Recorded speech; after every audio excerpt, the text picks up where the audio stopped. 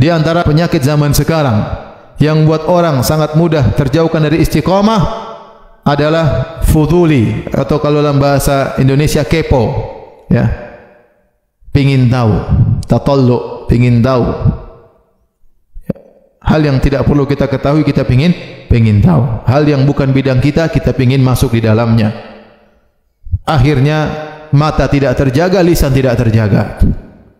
Contoh sederhana, betapa banyak orang yang bukan bidangnya politik. Kemudian dia masuk, bukan bidangnya, dia masuk dalam bidang politik. Mulailah dia melihat aib kelompok A, aib kelompok B, mulailah dia menganalisa, mulailah dia mencela, mulailah dia kemudian memberikan gelar kampret sama kecebong, mulailah, subhanallah, dia terbawa tanpa dia sadari. Berjam-jam, berhari-hari, berbulan-bulan. Dia tidak tahu apakah analisa dia benar, dia tidak tahu apakah sumber yang untuk dijadikan bahan analisa benar, apakah berita hanya bohong ataulah skenario, hanyalah sandiwara, dia tidak tahu sama sekali. Bukan bidangnya. Kalau bidangnya oke, tidak apa-apa. Akhirnya dia terjerumus dalam banyak maksiat, catatan dicatat oleh malaikat banyak, perang politik sudah selesai, sementara hisab dia panjang hari kiamat. Contoh sederhana, kepo, ingin tahu, menjerumuskan seorang terjerumus dalam dosa-dosa, baik dosa lisan maupun dosa mata. Ingin tahu, ngelihat ada berita seorang wanita misalnya, saya lihat di apa? Lihat di berita, lagi buka Google, berita ini tersebar klip porno dia buat, kemudian tersebar di dunia maya, dipanggil polisi. Ya sudah, ente jangan klik. Pengen tahu, lihat siapa sih, cantik enggak sih, ngelihat videonya mana sih, cari lagi. Ya akhi, subhanallah, kepo yang tidak bermanfaat bikin ente terjerumus dalam kubangan maksiat. Saya bacakan satu hadis dari Nawas bin Sam'an Al-Ansari dalam satu hadis yang diriwayatkan Imam Ahmad dengan sanad yang sahih, ya. Dari Rasulullah SAW bersabda, ini tentang istiqamah penting. Daraballahu mathalan siratan mustaqiman wa ala jambatay sirat surani. Kata Nabi SAW, sungguhnya Allah buat perumpamaan tentang suatu jalan yang lurus menuju surga, ya, jalan yang lurus. Wa ala jambatay sirat suran, dan di antara kanan dan kiri jalan tersebut ada pagar. Ada pagar. Fihima abwabun mufattahah, dan di pagar tersebut, ya, ada pintu-pintu yang terbuka. Wa alal abwabi suturun murkhah, dan setiap pintu-pintu yang terbuka tersebut ada kordennya yang terjulur ke bawah yang menutup pintu-pintu tersebut. Wa ala babi sirati da'in, dan di awal pintu sirat kalau kita masuk jalan tersebut ada penyeru yang berkata, ayyuhan nas udkhulus sirata jami'an, wahai manusia sekalian, masuklah dalam jalan tersebut seluruhnya kalian, masuklah. Wala tata'arraju, dan jangan kalian mau lihat-lihat, jangan menyimpang kanan kiri, jangan pingin tahu. Jalan terus, jalan lurus.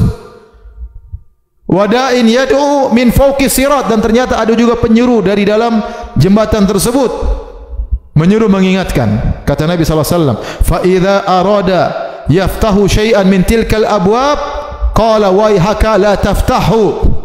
Begitu dia jalan masuk di dalam, dia sudah meninggalkan penyeru yang pertama, dia masuk di jalan tersebut, rupanya khorden tersebut bergoyang-goyang. Dia ingin tahu, kepo ini masalahnya. Dia ingin buka, dan begitu mudah untuk membuka, namanya khorden. Apakah perlu usaha pakai kunci Inggris? Enggak, tinggal kling. Kalau bahasa kita tinggal klik, selesai. Ya kecuali kalau diblokir harus usaha. Artinya Rasulullah menggambarkan tentang begitu mudahnya seorang terjerumus dalam kemaksiatan. Menggambarkan pintu maksiat hanya dihalangi oleh suturun murkhah, yaitu hanya apa? Kain, sebuah kain khorden. Begitu dia jalan, dia ingin tahu, maka ada penyuruh di tengah jembatan berkata, waihaka la taftahu, jangan kau buka itu pintu, jangan kau buka khorden. Fa innaka in taftahu talijhu, karena kalau kau buka kau pasti masuk. Kalau kau buka kau pasti apa? Masuk. Tidak ada kemungkinan lain. Lihat-lihat. Enggak, dia buka pasti masuk. Ya. Bismillah. Enggak ada, klik udah kebuka. Apa yang dilihat nanti? Mau lihat apa? Mau lihat film, mau lihat cewek, mau lihat maksiat, mau lihat klip porno, mau lihat apa saja tinggal klik. Zaman sekarang ini Nabi gambarkan benar. Nabi kabarkan bahwasanya yang menyeru di pinggir jalan adalah kitabullah Al-Quran. Adapun penasehat di tengah jalan adalah apa? Wa'idh min qalbi insan, yaitu hatinya sendiri sebenarnya jangan, tapi dia hawa nafsunya mengalahkan dia. Jangan, tapi pingin tahu. Jangan, tapi pingin apa? Pingin tahu. Kata hatinya, fa idza waihaka, celaka engkau, la taftahu, jangan kau buka. Fa innaka in taftahu talijhu, kalau kau buka kau pasti masuk. Ini kenyataan yang ada. Oleh karenanya para hadirin hadirat yang menyeru tadi, jangan kau buka, kalau kau buka pasti masuk. Kata Nabi, wa'idullahi fi qalbi kulli muslim, dialah penasihat Allah yang ada dalam hati setiap muslim. Sebenarnya kalau orang mau jujur, dia mau maksiat, hatinya pasti kasih sinyal enggak boleh, tapi dia pingin apa? Pingin tahu. Jadi ini musibah yang menimpa banyak orang di zaman sekarang. Dia tidak bisa menundukkan pandangan. Saya setiap pengajian, hampir setiap pengajian ada yang bertanya, terkadang 2, terkadang 3, Ustaz, saya bagaimana ini? Saya rajin sholat, tapi rajin juga ngelihat yang enggak-enggak. Terkadang saya sholat malam, tapi saya juga rajin melihat yang enggak-enggak. Kenapa? Karena kepo, pingin tahu. Seorang kalau dia tundukkan pandangan pertamanya, dia tundukkan, dia bisa selamat. Secantik apapun wanita, kalau kita tundukkan, insya Allah kita selamat. Kita masih bisa mengontrol diri kita selama langsung kita tundukkan pandangan. Karena syahwat kita belum bergelora, syahwat kita belum bergejolak. Tapi kalau antum sudah menelaah dan mengamati, mendalami, ya sudah. Kalau syahwat sudah bergejolak, sudah, ente enggak bisa ngontrol diri anda. Anda sekarang dikuasai oleh syahwat anda. Anta asiru syahwatika. Engkau adalah tawanan syahwatmu. Kau enggak bisa apa-apa. Enggak bisa apa-apa. Sampai para ulama mengatakan, lihatlah para wanita-wanita yang waktu melihat Nabi Yusuf tergoda, sampai mereka wa qatta'na aydiyahunna, mereka potong tangan-tangan mereka, mereka enggak sadar. Kenapa? Karena syahwat yang luar biasa. Mungkin kalau orang sudah lagi syahwat puncak, mungkin gempa bumi dia tidak peduli, mungkin banjir dia tidak peduli. Kenapa? Syahwatnya harus dia segera lampiaskan, karena dia sudah tidak bisa mengontrol dirinya. Makanya yang diizinkan oleh Nabi juga pandangan pertama. Ya Ali, la tutbi'un nazrah nazrah, fa inna lakal ula wa laysat laka thaniyah. Wahai Ali, jangan kau ikutkan sertakan pandangan pertama dengan pandangan berikutnya. Karena pandangan pertama halal bagimu, pandangan kedua haram bagimu. Bukan berarti kalau ngelihat terus melotot, jangan kedip, masih pandangan pertama. Maksudnya begitu pandang, tunduk. Jadi kalau sudah ngelihat, mulai bergejolak, ya, mulai semua goyang, ya, iman goyang, jenggot goyang, semua goyang, sudah selesai. Ente ma'asalam, sudah. Ente masuk dalam lautan maksiat, sampai syahwat ente tersalurkan, baru ente astagfirullah, terlambat. Oleh karenanya nasihat tadi mengatakan, ya, la taftahu fa innaka in taftahu talijhu. Jangan sekali kau buka. Kalau kau buka kau pasti masuk. Ini fitnah zaman sekarang. Fitnah zaman sekarang. Ya. Makanya pandangan para ulama menyebutkan, sebenarnya malahan pandangan mudah. Yang penting antum pandangan pertama tundukkan. Itu tidak ada sulit bagimu untuk tundukkan, selesai. Tidak akan terbias dalam otak, tidak akan tergambarkan di hati, diingat-ingat terus, enggak. Yang penting pandangan pertama langsung apa? Tunduk. Cantiknya luar biasa. Sudah selesai. 3 hari hilang, ya. Tapi kalau Masya Allah. Foto lagi, aduh, murojaah di rumah, selesai ente. Selesai. Ente lemah ya akhi, ente lemah. Kita laki-laki ini lemah terhadap wanita. Ya. Kata Nabi SAW, ya, ma taraktu ba'di fitnatan adharra 'ala ar-rijal minan nisa. Tidak pernah aku tinggalkan fitnah yang lebih berbahaya bagi laki-laki seperti fitnah wanita. Kalau ente tidak terfitnah dengan wanita, ente bukan laki-laki, paham? Oleh karenanya jangan main-main dengan masalah pandangan. Di antara hal yang buat seorang tidak istiqomah tadi apa? Kepo. Kepo ini bahaya, ya. Kepo atau kepo? P-nya double atau satu?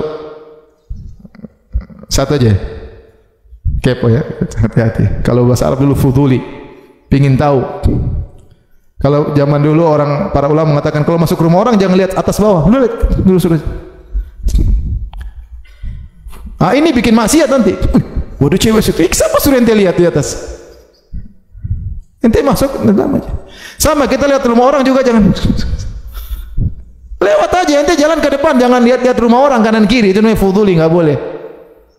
Lihat ada orang sapu depan rumah ternyata terbuka auratnya, ya ente salah sendiri, kenapa lihat kanan kiri? Ente jalan ke depan aja, lihat ke depan, jangan kepo.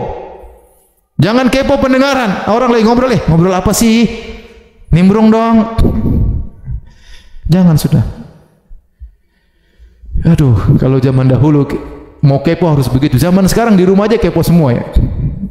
Sudah, tangan kita yang kepo. Cret, scroll atas, scroll bawah, klik sana, klik sini, dunia sudah semua di tangan kita. Dunia dalam genggaman, maksiat dalam genggaman antum. Tinggal pilih yang mana mau maksiat. Maksiat mata banyak, maksiat pendengaran banyak, ya. Maksiat apa? Penciuman juga banyak. Maksiat lisan juga apa? Banyak. Mau maksiat apa saja dalam HP antum ya. Dalam HP antum. Makanya saya bilang di antara hal yang menakjubkan di zaman tahun 2019 kemarin, saya ketemu dengan seorang tinggal di Abu Dhabi, subhanallah, dia tidak punya HP. Saya ngobrol sama dia, "Ya akhi, ente nomornya berapa nanti dihubungi?" "Saya enggak punya HP, Ustaz." "Loh, Masya Allah, dia punya HP?" "Iya, saya enggak bisa pakai HP." Ya. "Terus kalau hubungi antum?" "Ya lewat istri saya." Masya Allah, tahun 2019 enggak punya HP. Ini bukan di kota sederhana, ini kota di Abu Dhabi, di dekat Dubai, kota internasional. Tidak pegang HP, ada. Karena dia tahu dia tidak bisa menghindarkan diri dari maksiat kecuali dengan tidak pakai HP. Dia tahu dia selamat kalau tidak pakai HP. Karena itu kita tahu ini teman kita ini sangat berbahaya. Ya. Teman kita ini sangat berbahaya, apalagi kalau kuotanya masih banyak ya. Kalau kuotanya habis aman insyaallah. Aman. Kuotanya habis, ya akhi subhanallah. Saya tidak berbicara sama orang awam, saya bicara orang yang ikut ngaji. Yang mereka tidak bisa menjaga diri mereka. Karena hampir setiap pengajian nanti ada yang tanya seperti itu, "Ustaz, bagaimana? Apakah saya termasuk orang munafik? Saya kalau begini, kalau di depan teman-teman, Masya Allah, para penolong Allah, kalau di sendirian temannya iblis." Aduh. Dan itu penyakit banyak orang. Oleh karenanya di antara hal yang membuat seorang terjauhkan dari zaman sekarang, buat orang tidak bisa istiqamah adalah kepo, termasuk ibu-ibu ya. Udahlah, kita sibuk dengan urusan privasi kita masing-masing. Kita ini banyak yang harus kita kerjakan. Kata Nabi SAW, "Alaika bi khosata amrik." Hendaknya kau sibuklah dengan urusan privasimu. Banyak yang mau kau urus. Istrimu harus kau urus, perbaiki akhlaknya, doain dia, ajak dia salat malam, ya, ajak dia pengajian. Anakmu harus kau urus, bagaimana sekolahnya, bagaimana teman-temannya, bagaimana hafalannya. Kerjaanmu harus kau urus, utang itu lunasi, jangan kepo-kepo. Utang aja belum lunas ya. Masih banyak mau kita kerjakan. Ente sendiri, berapa banyak hafalan Quran ente? Juz amannya enggak hafal-hafal dari dulu. Terus mau sibuk urusan sana, urusan sini, urusan sana, urusan sini yang bukan urusan kita. Sejak sekarang kita harus mengambil qaror, keputusan. Saya harus rubah cara hidup saya. Saya tidak mau seperti ini lagi. Harus nekat, berjuang, bertakwa kepada Allah, menangis minta kepada Allah, "Ya Allah, saya sampai begini terus-terusan sampai saya mati. Waktu saya habis berjam-jam tiap hari dari HP. Quran tidak saya baca. Silaturahmi kepada orang tua kurang, perhatian sama anak kurang. Urusan HP, kepo sana, kepo sini. Anak-anak nangis, nih pegang HP. Anak suruh main HP, kita main HP, Masya Allah. Syukran Abi, udah main game di ujung situ." Bapak yang soleh ngajari anak seperti itu. Anak saya tenang di rumah, Masya Allah. Dia tenang main HP sendiri di ujung sana. Oleh karena para hadirin hadirat Allah Subhanahu wa taala, hati-hati ya, hidup kita tidak lama ya. Mana ada klip tersebar, Masya Allah, seorang syekh ceramah kemudian dia meninggal mengucapkan apa? La ilaha illallah. Luar biasa itu. Kita pingin seperti itu, pingin seperti itu. Saya punya teman dulu kepala polisi di Masjid Nabawi. Dia mengatakan, "Ini Firanda saya lihat waktu lagi ramai, saya pergi ke Raudhah, ada orang meninggal dalam kondisi sujud." Lelaki Indonesia, bayangkan, meninggal dalam kondisi apa? Sujud. Itu yang kita cita-citakan. Nah, kalau kita nggak bisa ke situ kecuali kita istiqomah. Kalau kita sejak awal cuek dengan maksiat, ngobrol tidak pernah kita perhatikan, lisan tidak pernah kita jaga, mata tidak pernah kita perhatikan, nggak tahu kita matinya kayak apa. Kecuali Allah sayang sama kita, rahmati kita, ampuni kita. Kita nggak tahu. Ya. Saya punya guru juga, sempat tersebar juga di klip waktu saya, itu orang sering saya terjemahkan waktu di Mekah. Ya. Syekh Al-Qurashi, ya. Orang Quraisy, ya. Tinggal di Mekah, tersebar klip dia habis sholat asar jadi imam, kemudian dia balik zikir istighfar, meninggal dunia. Masya Allah. Susah orang begitu kecuali dia memang apa? Istiqomah, ya. Oleh karena para hadirin hadirat Allah Subhanahu wa taala, ini saja sedikit yang mau saya sampaikan pada kesempatan kali ini, ya. Masing-masing kita berjuang, masing-masing kita berjihad. Kata Ibnu Taimiyah tadi, a'zamu karamah luzumul istiqamah. Sebaik-baik karamah adalah seorang bisa istiqamah, ya. Istiqamah ente salat berjamaah, istiqamah ente salat subuh di masjid, istiqamah ente salat duha, istiqamah anda salat malam, istiqamah bersedekah, istiqamah telepon orang tua, berbakti kepada orang tua, istiqamah membantu kakak dan adik, silaturahmi, istiqamah dalam dakwah, punya sumbangsi dalam dakwah. Sudah isi kehidupan gitu, tunggu kematian datang, itu aja sudah. Kalau ente sudah punya style hidup, pertahankan. Saya punya style hidup begini. Senin saya ngapain, pagi saya olahraga, ini saya kemudian kerja, besok mengunjungi orang tua, ini urus anak-anak, sudah. Pertahankan style hidup itu. Kalau bisa ditingkatkan stylenya, tingkatkan. Ya, kita enggak tahu waktu demi waktu ini kalau kita buang-buang, kita menyesal nanti pada hari kiamat kelak. Demikian wallahu taala alam bisawab.